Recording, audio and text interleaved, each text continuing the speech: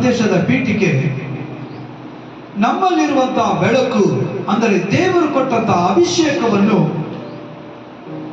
ನಾವು ಕಳೆದುಕೊಳ್ಳದೆ ಎಚ್ಚರಿಕೆಯಾಗಿರಬೇಕು. ಈ ಒಂದು ವಾಕ್ಯದ ಮುಖಾಂತರವಾಗಿ ಇವತ್ತಿನ ಸಂದೇಶವನ್ನು ನಾವು ಗಮನಿಸೋಣ. ಕಳೆದ ದಿನಗಳಲ್ಲಿ ನಾವು ದೇವರ ವಾಕ್ಯವನ್ನು ಕೂಡ ಗಮನಿಸುವಾಗ ದೇವರಿಂದ ಆರಿಸಲ್ಪಟ್ಟವರು ದೇವರ ಅಭಿಷೇಕದಲ್ಲಿ ತುಂಬಲ್ಪಟ್ಟವರಾಗಿರಬೇಕೆಂಬುದನ್ನು ಕುರಿತು ನಾವು ದೇವರ ಸಂದೇಶವನ್ನು ನಾವು ಕೇಳಿದ್ವಿ. ದೇವರ ಅಭಿಷೇಕ ಇರುವಂತಹ ಮನುಷ್ಯನು ಒಬ್ಬನು ಕೂಡ ಆತನನ್ನು ಮುಟ್ಟುವುದಕ್ಕೆ ಸಾಧ್ಯವಿಲ್ಲ. ದೇವರ ಅಭಿಷೇಕ ಇರುವ ಮನುಷ್ಯನಿಗೆ ಯಾವುದೇ ಕೂಡ ಕಾರ್ಯಗಳು ಸಂಭವಿಸುವುದಿಲ್ಲ. ಒಂದು ವೇಳೆ ಸಂಭವಿಸಿದ್ರು ಕೂಡ ಅವನು ಯಾವುದನ್ನು ಕುರಿತು ಆಲೋಚನೆ ಮಾಡಲ್ಲ, ಯಾವುದನ್ನು ಕುರಿತು ಚಿಂತೆ ಮಾಡಲ್ಲ, ಯಾವುದನ್ನು ಕುರಿತು ಯೋಚಿಸಲ್ಲ. ಕಾರಣ ಅವನೊಳಗೆ ವಾಸ ಮಾಡುವಂತ ಪವಿತ್ರಾತ್ಮನ ಅಭಿಷೇಕ ಅವನನ್ನು ಸ್ಥಿರವಾಗಿ ನಿಲ್ಲಿಸುತ್ತದೆ. ಹಲ್ಲೆಲೂಯಾ. ಇಲ್ಲಿ ಆತ್ಮಿಕ ರೀತಿಯಲ್ಲಿ ನಾವು ನೋಡುವಾಗ ಬೆಳಕು ಎಂಬುದು ಪವಿತ್ರಾತ್ಮನ ಅಭಿಷೇಕ. ಇವತ್ತು ತುಂಬಿಸಲ್ಪಟ್ಟಿರುವಂತಹ ನೀವು, ಪವಿತ್ರಾತ್ಮರನ್ನು ಹೊಂದಿಕೊಂಡಿರುವಂತಹ ನೀವು, ನಿಮ್ಮಲ್ಲೊಳಗಿರುವಂತಹ ಆತ್ಮವು ನಿಮ್ಮನ್ನು ಬಿಟ್ಟು ಹೋಗದ ಹಾಗೆ ನೀವು ಎಚ್ಚರಿಕೆ ಉಳ್ಳವರಾಗಿರಬೇಕು. ತುಂಬಿಸಲ್ಪಟ್ಟಂತ ನಾವು, ಬೆಳಕನ್ನು ಹೊಂದಿದಂತ ನಾವು, ನಮ್ಮ ಬೆಳಕನ್ನು, ನಮ್ಮ ಅಭಿಷೇಕವನ್ನು ಬಿಟ್ಟು ಬಿಡದೆ ಅದು ಹೊರಗಡೆ ಹೋಗದೆ ಎಚ್ಚರಿಕೆ ಉಳ್ಳವರಾಗಿ ನೀವು ಕಾದುಕೊಳ್ಳಿ ಎಂಬುದಾಗಿ ಯೇಸು ಸ್ವಾಮಿ ಹೇಳುವಂತ ಮಾತನ್ನು ನಾವು ನೋಡ್ತಾ ಇದ್ದೇವೆ. ಆಮೆನ್. ಸರಿ, ಒಂದು ಎಕ್ಸಾಂಪಲ್ ನಾನು ಹೇಳ್ತೇನೆ, ಒಂದು ಪ್ರಶ್ನೆ ನಿಮ್ಮನ್ನು ಕೇಳ್ತೇನೆ. ನಮ್ಮ ಅಭಿಷೇಕ ನಮ್ಮನ್ನು ಬಿಟ್ಟು ಹೊರಗಡೆ ಹೋಗ್ಬೇಕಾದ್ರೆ ನಾವು ಏನ್ ಮಾಡಿದರೆ ನಮ್ಮ ಅಭಿಷೇಕ ನಮ್ಮನ್ನು ಬಿಟ್ಟು ಹೊರಗಡೆ ಹೋಗುತ್ತೆ? ತೆಗೆದುಕೊಳ್ಳ್ರಿ, ಎಫೆಸರ್ 5ನೇ ಅಧ್ಯಾಯ 8ನೇ ವಾಕ್ಯದಿಂದ ಒಂದು 8, 9, 10 ವಾಕ್ಯವನ್ನು ಓದ್ರಿ. ಎಫೆಸರ್ 5:8ನೇ ವಾಕ್ಯ ಓದ್ರಿ. ನೀವು ಇಂದಿನ ಕಾಲದಲ್ಲಿ ಕತ್ತಲೆಯಾಗಿದ್ದೀರಿ. ನೋಡಿ, ದೇವರು ಇಲ್ಲಿ ಎಫೆಸರಿಗೆ ಪೌಲನು ಬರೀತಾ ಇದ್ದಾನೆ, ನೀವು ಎಫೆಸ ಸಭೆಯವರೇ, ನೀವು ಹಿಂದಿನ ಕಾಲದಲ್ಲಿ ಕತ್ತಲೆಯಾಗಿದ್ದೀರಿ. ಏನಾಗಿದ್ರಿ? ಕತ್ತಲೆಯ ಜೀವಿತ, ಪಾಪದ ಜೀವಿತ, ಬೇಡವಾದಂತ ಜೀವಿತದಲ್ಲಿ ನೀವು ಜೀವಿಸ್ತಾ ಇದ್ರಿ. ಆದರೆ ಈಗ ನೀವು ದೇವರಲ್ಲಿದ್ದುಕೊಂಡು ಬೆಳಕಾಗಿದ್ದೀರಿ. ಕರಾಳ ತಟ್ಟಿ ದೇವರ ನಾಮವನ್ನು ಜೋರಾಗಿ. ಒಬ್ಬ ಮನುಷ್ಯನು ದೇವರೊಳಗೆ ಬರುವಾಗ ಬೆಳಕಾಗಿ ಬದಲಾಗ್ತಾನೆ ಹೊರತು ದೇವರಲ್ಲಿ ಬಾರದಿದ್ದರೆ ಅವನ ಕತ್ತಲೆಯ ಜೀವಿತದಲ್ಲಿ ಇರ್ತಾನೆ. ಅದನ್ನು ಮಾತ್ರ ಪಕ್ಕದಲ್ಲಿ ಒಂದು ಸ್ಮೈಲ್ ಮಾಡಿ ಹೇಳಿ, ದೇವರಲ್ಲಿ ಬಂದಾಗ ಮಾತ್ರ ಬೆಳಕು, ಬಾರದಿದ್ರೆ ಕತ್ತಲೆ. ಹೇಳುವಾಗ ನೀವು ಮೊದಲು ಹಿಂದಿನ ಕಾಲದಲ್ಲಿ ಕತ್ತಲೆಯ ಜೀವಿತದಲ್ಲಿ ಜೀವಿಸ್ತಾ ಇದ್ರಿ. ಈಗ ಕ್ರಿಸ್ತನೊಳಗೆ ಬಂದ ಮೇಲೆ ಬೆಳಕಾಗಿದ್ದೀರಾ. ಆಮೆನ್. ಆ ಬೆಳಕ್ಕೆ ಯೇಸು ಸ್ವಾಮಿ ಹೇಳುವುದು, ನಿಮ್ಮಿಂದ ದೂರ ಹೋಗದ ಹಾಗೆ ನೀವು ಎಚ್ಚರಿಕೆಯುಳ್ಳವರಾಗಿ. ಹೇಗಿರ್ಬೇಕು? ಎಚ್ಚರಿಕೆಯುಳ್ಳವರಾಗಿರ್ಬೇಕು. ನಾನು ಅಭಿಷೇಕ್ತನು, ನಾನು ಅಭಿಷೇಕ ಹೊಂದಿದ್ದೇನೆ. ದೇವರ ಅಭಿಷೇಕ ನನ್ನ ತಲೆ ಮೇಲೆ ಇದೆ. ದೇವರ ಅಭಿಷೇಕ ನನ್ನ ತಲೆಯಿಂದ ಪಾದದವರೆಗೂ ದೇವರನ್ನು ಮುಟ್ಟಿದ್ದಾನೆ. ನನ್ನ ಹೃದಯ ಬದಲಾಗಿದೆ, ನನ್ನ ಯೋಚನೆ ಬದಲಾಗಿದೆ, ನನ್ನ ಹೃದಯ ದೇವರಿಗೆ ಸ್ವಂತವಾಗಿದೆ. ನನ್ನಲ್ಲಿ ವಾಸ ಮಾಡುವಂತವರು ಬೇರೆ ಯಾರು ಅಲ್ಲ, ನನ್ನಲ್ಲಿ ವಾಸ ಮಾಡುವಂತವರು ಪವಿತ್ರಾತ್ಮನು, ನನ್ನೊಟ್ಟಿಗಿರುವಂತ ಯೇಸು ಸ್ವಾಮಿ, ನನ್ನ ನಡೆಸುವಂತಹ ತಂದೆಯಾದ ದೇವರು. ಈ ಮೂವರು ನನ್ನೊಟ್ಟಿಗಿರುವಾಗ, ನನ್ನ ಅಭಿಷೇಕ ಯಾವಾಗಲೂ ನನ್ನಲ್ಲಿರುವಾಗ ನಾನು ಲೋಕದ ಕಡೆಗೆ ತಿರುಗಿ ನೋಡುವುದಿಲ್ಲ. ಹಲ್ಲೆಲೂಯಾ. அபிஷேகத்தை இழந்து போக கூடாது. ஒரு மனுஷன் அபிஷேகத்தை இழந்து போனானா, ಪ್ರಕಟಣೆ 3:2 ಹೇಳಿದ ಹಾಗೆ, 1:2 ಹೇಳಿದ ಹಾಗೆ, ನೀನು ಜೀವಂತವಾಗಿ ಇದ್ದರೂ ಕೂಡ ನನ್ನ ಮುಂದೆ ನೀನು ಸತ್ತವನಾಗಿದ್ದೆ ಎಂಬುದಾಗಿ ದೇವರು ಹೇಳ್ತಾ ಇದ್ದಾರೆ. ಅಭಿಷೇಕ ಕಳೆದುಕೊಂಡವನು ಸತ್ತ ರೀತಿಯಲ್ಲಿ, ಅಭಿಷೇಕ ಕಳೆದುಕೊಂಡವನು ಯಾವುದಕ್ಕೂ ಪ್ರಯೋಜನವಾಗದು.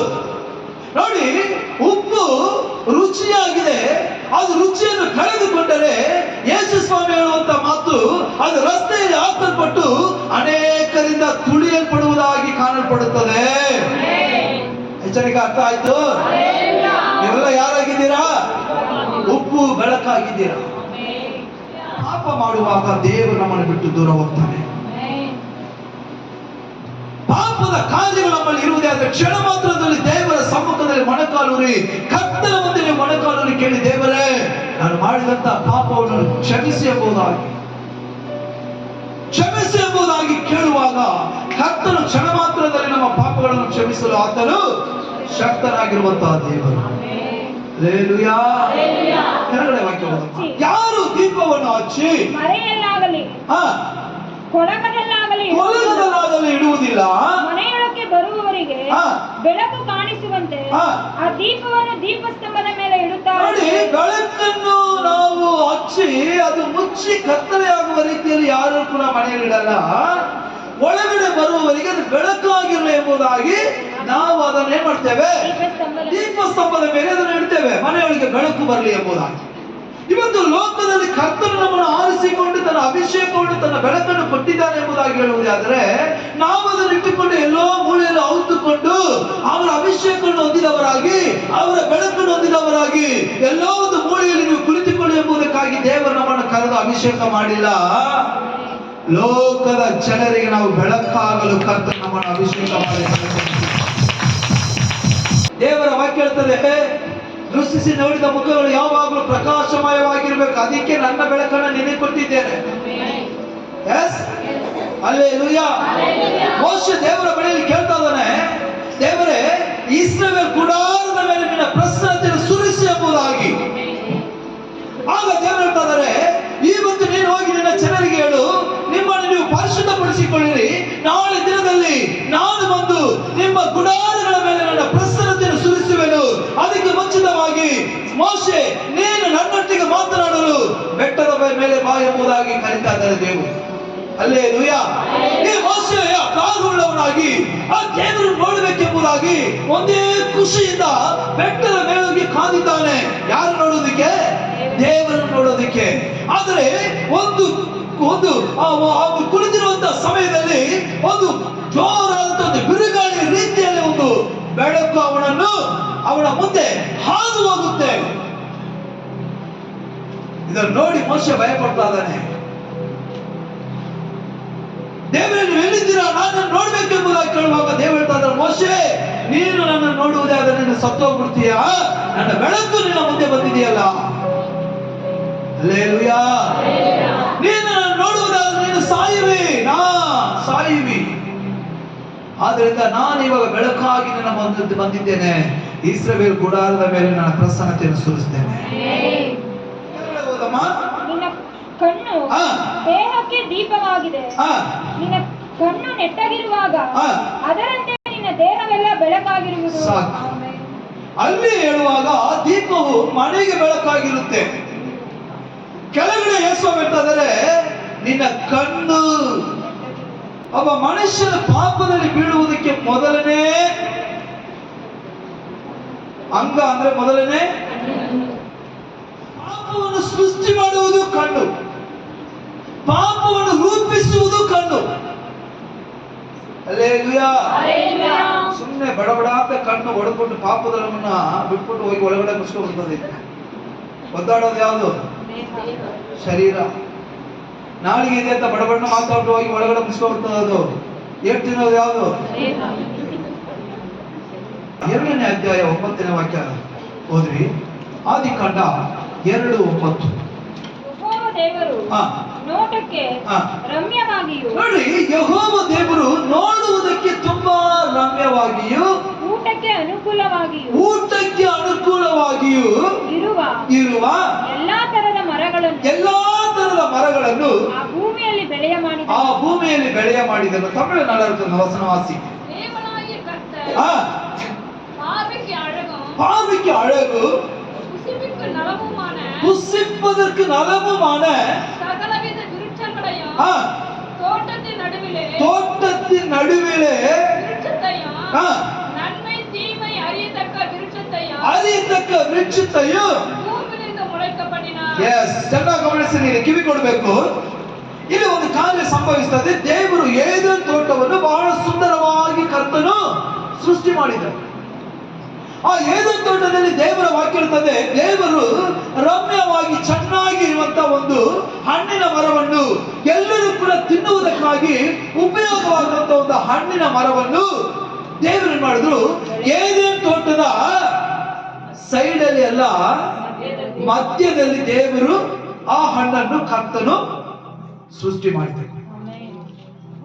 ಆ ಹಣ್ಣು ರಮ್ಯವಾಗಿತ್ತು, ಊಟ ಮಾಡುವುದಕ್ಕೆ ಅನುಕೂಲವಾಗಿರುವಂತಹ ಹಣ್ಣಾಗಿ ದೇವರು ರೂಪಿಸಿ ಆ ಮರವನ್ನು ತೋಟದ ಮಧ್ಯದಲ್ಲಿ ಅದನ್ನು ದೇವರು ಇಟ್ಟಿದರು. ಚೆನ್ನಾಗಿ ಗಮನಿಸಿ, ರಮ್ಯವಾಗಿರುವಂತಹ ಹಣ್ಣು ಮತ್ತು ಆಹಾರಕ್ಕೆ ಅನುಕೂಲವಾಗುವಂತಹ ಹಣ್ಣು ಮರವನ್ನು ಕೂಡ ಏದೇನ್ ತೋಟದಲ್ಲಿ ಕರ್ತನು ಮಧ್ಯದಲ್ಲಿ ನೆಟ್ಟರು.